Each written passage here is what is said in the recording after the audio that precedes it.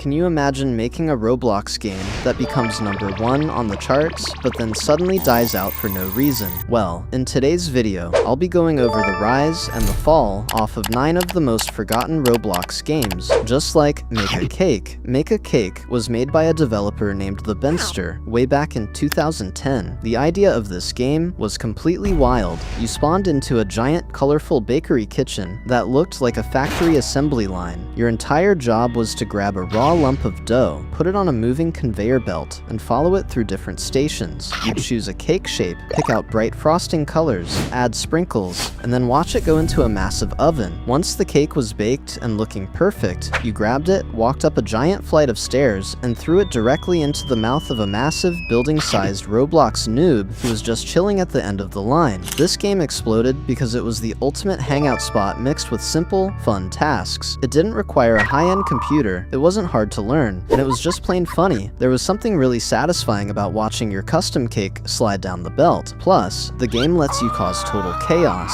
You could step onto the conveyor belt yourself, turn your own character into a frosted baked cake, and then jump into the giant noob's mouth. It was pure, silly Roblox humor that perfectly matched what younger gamers wanted to do at the time. Goof off with their friends in a fun game. But what happened? Well, the downfall of Make a Cake wasn't caused by a massive bug or a terrible update. It simply got left behind as time went on. As Roblox changed, players started wanting games with real leveling systems, better graphics, and things to unlock. Make a Cake was a game where you did everything there was to do within the first 10 minutes of joining. Once you baked a chocolate cake, a star-shaped vanilla cake, and baked yourself a few times, you had seen the whole game. The developer did make a newer version called Make a Cake, back for seconds, which added a lot more features, but the main gameplay just couldn't compete with the newer, flashier titles that started taking over the front page. Today, the original servers are mostly empty compared to its prime. Just like Robloxian High School ended up, long before Adopt Me or Brookhaven completely took over the roleplay scene on Roblox, there was one clear king of Roblox roleplay, Robloxian High School. This game took the basic idea of going to school and turned it into an awesome sandbox. You could choose to be a student, a teacher, or even the principal. The map had a massive school building with a cafeteria, a library, classrooms where you played mini games for grades, and an outdoor track. After the school bell rang at the end of the day, you could drive custom cars back to your house, hang out at the pool,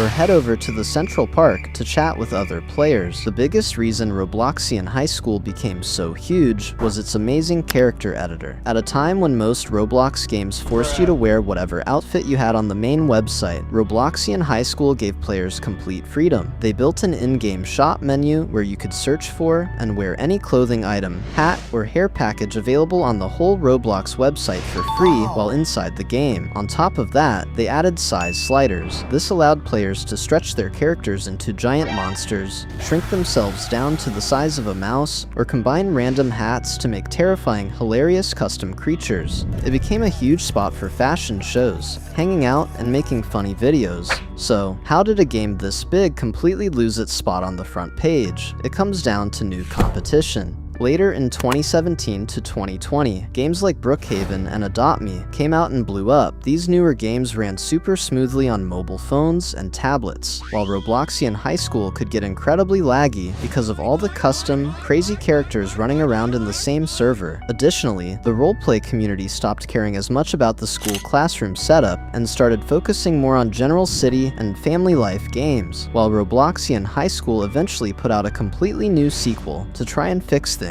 The players had already moved on to newer titles, leaving the old school halls completely empty. Just like the empty seas of scuba diving at Quill Lake, a super peaceful game about exploring underwater, made by a developer named Colonel Graph. Unlike the fast, loud, brain-rot games that fill up the platform today, Quill Lake was a wonderfully quiet, slow-paced adventure. You spawned at a little wooden dock next to a beautiful mountain lake, equipped with nothing but a basic air tank and a rusty pair of flippers. You dove into the water to search the dark lake floor for hidden coins, old pirate treasure, and secret underwater caves. During a time when almost every game was a chaotic fighting game, or a hard obstacle course, Quill Lake offered a completely fresh, relaxing break. It had a perfect upgrade system that kept players hooked. You'd dive down, collect a few silver coins or old artifacts, swim back to the surface before your oxygen ran out, and sell your loot at the shop on the beach. You could then use that cash to buy better gear, like a deep-sea diving suit to enter toxic water, an ice suit to explore freezing underwater caves, a bigger oxygen tank,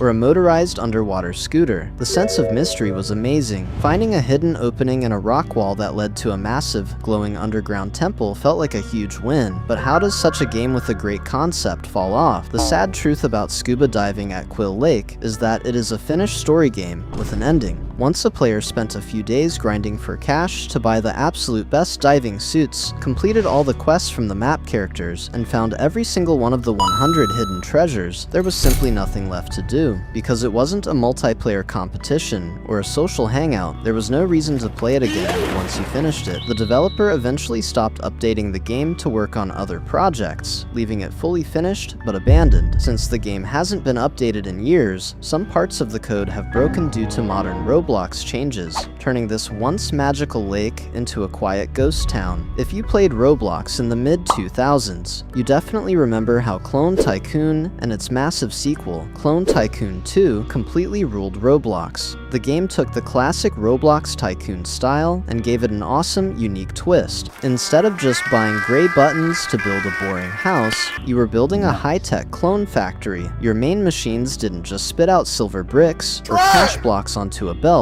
they literally spawned exact copies of your own Roblox character. Clone Tycoon took off like crazy because it mixed the fun of making money in a tycoon with the absolute chaos of a giant war simulator. Once your clones dropped from the spawning machine, they would automatically grab weapons from your base and fight the clones of every other player in the server. Every single time your clone defeated an enemy clone on the battlefield, cash would instantly pop into your bank account. You could then use that money to upgrade your base, unlock better weapons like laser rifles, buy giant mech suits, or turn your clones into giant monsters or fast assassins. Watching your personal army march out to rule the map while your money went up was an incredibly fun loop. The downfall of Clone Tycoon comes down to a big change in the way Tycoon games work on Roblox. Classic Tycoons, where you stand in a base and step on glowing buttons to build preset walls, eventually lost popularity to placement tycoons like Theme Park Tycoon 2 or Restaurant Tycoon, where players can choose exactly where things go. Once you fully finished building your base in Clone Tycoon 2 and unlocked the final tier of weapons, the game turned into an endless, repetitive loop of spawn killing other players with overpowered gear. Without new worlds to explore or constant updates, players got bored of the endless grind and left for newer simulator games.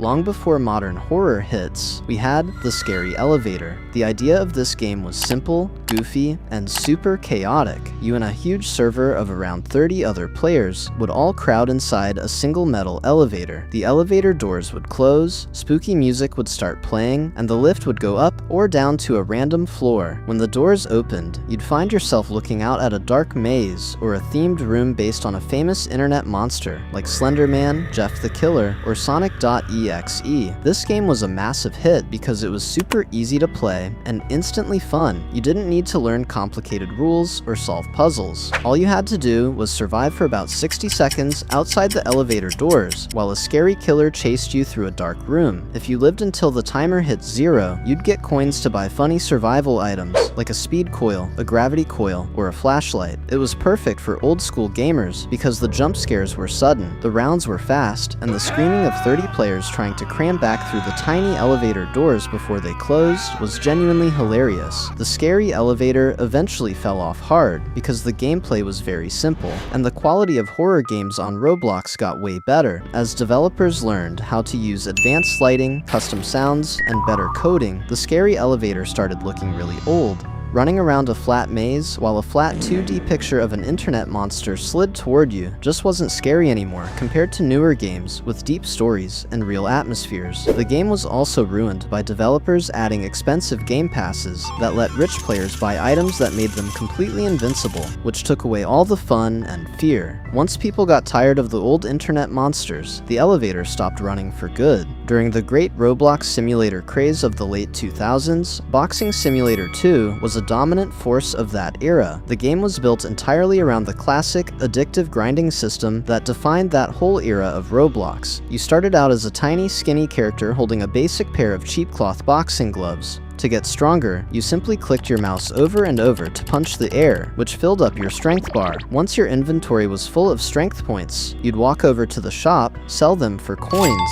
and use that money to buy bigger gloves and massive weight training upgrades. The game blew up because it tapped into the simple fun of watching your numbers go up. As you upgraded your gloves from regular leather to glowing neon versions, your character would literally grow bigger in the server. A max level player would be the size of a giant skyscraper, stomping around the map with glowing effects. Once you felt strong enough, you could step out of the safe zone into the big fighting arena to punch other players clear across the sky with a single hit. The game also featured a ton of unlockable pets that gave you stat boosts, which kept players glued to the screen for hours, trying to hatch the rarest mythical pets. The downfall of Boxing Simulator 2 is a classic case of players getting completely tired of simulators. At the end of the day, once you've clicked your mouse 10,000 times, hatch the best pet, and reach the biggest size, you realize you're just doing the exact same thing over and over again. The developers tried to keep the game alive by adding rebirth features where you reset all your progress for a permanent boost, but players quickly got completely exhausted of the repetitive clicking grind. When newer games with better graphics and unique mini-games came out, Boxing Simulator 2 lost its players almost overnight, kinda like Freeze Tag did.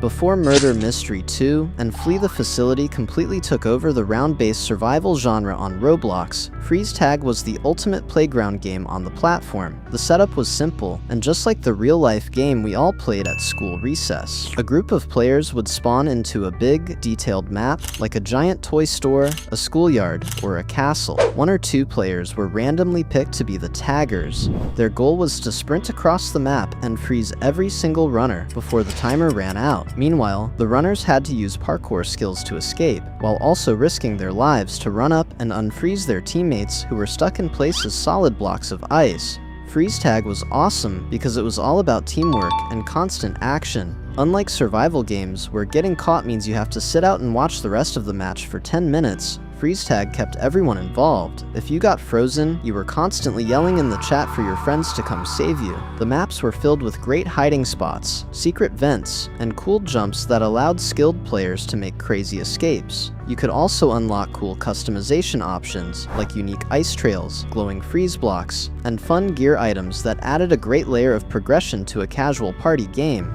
The decline of Freeze Tag came down to a lack of updates and the failure to compete with much more intense survival games. When Flee the Facility came out, it took the core, freezing and saving idea of Freeze Tag, but turned it into a scary horror game, with computers to hack and a terrifying beast character. Players quickly realized they preferred the high-tension thrill of escaping a scary monster over a casual game of playground tag. As the developer stopped making new maps and updates for Freeze Tag, the community slowly left, leaving this recessed classic frozen in time. Now, Heroes of Robloxia wasn't just a regular Roblox game, it was a huge movie-like experience brought to life inside Roblox. The game threw you straight into a bright city called Robloxia that was being attacked by a criminal group led by a classic villain named Dark Matter. You and your friends got to team up and choose from a roster of awesome superheroes, like Captain Roblox with super strength, Tesla with lightning powers, Kinetic with mind powers, and Overdrive with super speed. The rise of Heroes of Robloxia was because the quality was absolutely mind-blowing for 2017. Instead of just running around hitting enemies, Heroes of Robloxia had a full story mode, complete with animated cutscenes, talking boss fights, and special mission objectives across 5 unique chapters. It felt like playing a real console game like Spider-Man or Batman. Roblox heavily promoted it through official site events, including a giant crossover event with Marvel where players could team up with Spider-Man. It even got its own line of real-world plastic toys in actual retail stores. The fall of Heroes of Robloxia is a perfect example of what happens when a story game simply runs out of content. Because it was built as a structured story mode, once you played through all 5 chapters and beat the final boss, you had seen everything the game had to offer. There was no player versus player mode, no endless grind, and no major updates to keep things fresh. This comment from a player perfectly sums up the downfall of Heroes of Robloxia. Once you finished the story, there was zero reason to play it a second time. Because making high-quality story chapters takes a massive amount of time and effort, updates couldn't keep up with how fast gamers were finishing the game. The original game was left as a finished, beautiful story that players simply moved on from once the credits rolled. Now, let's talk about Blox Hunt, a hide-and-seek game that hid from popularity in Roblox. The game was a digital version of hide-and-seek. The players were split into two teams, hiders and seekers. The hiders would spawn into a map like a giant bedroom, a movie theater, or a lab, and use a special wand tool to turn their character into an ordinary object, like a chair, a coffee cup, a book, or a plant. Their goal was to find the perfect spot to blend into the room and stay completely still. Meanwhile, the seekers had to run around the map and hit anything that looked even slightly out of place. Just look at how fun it was to mimic items while hiding. Blox Hunt was a massive hit because it offered the perfect mix of tension, comedy, and casual fun. There was nothing quite like the heart-pounding thrill of sitting completely still as a tiny desk lamp while a seeker walked right past you, completely blind to the fact that you were a player. The game also had funny rules. If a seeker hit a wrong object, they would lose some health, preventing people from just swinging wildly at everything. Hiders could also use funny sounds to mock the seekers, giving away a tiny hint about where they were for extra points. It was super simple to understand, wildly entertaining to watch on YouTube, and a great game to play with a big group of friends on a weekend night. The decline of Blox Hunt comes down to players memorizing the maps and a total lack of new updates. Prop hunt games rely completely on the element of surprise. Over the years, dedicated players completely memorized every single inch of the maps. They knew exactly how many chairs were supposed to be in the cafe, and they knew the precise layout of books on the shelves in the bedroom. This meant that hiding became almost impossible against veteran players, completely ruining the fun for casual newcomers. On top of that, the game went long stretches of time without getting new maps or features. When modern games with advanced hiding systems took over the platform, Blox Hunt's player base quietly faded away, turning this classic hide-and-seek game into a permanent hiding spot that nobody is looking for anymore. So, what was your favorite forgotten Roblox game on this list? Let me know in the comments below. Please also make sure to like and subscribe, as these videos are pretty tough to make. And if I missed anything out or want to correct me about anything, please do let me know in the comments. And with that being said, I'll see you guys in the next one.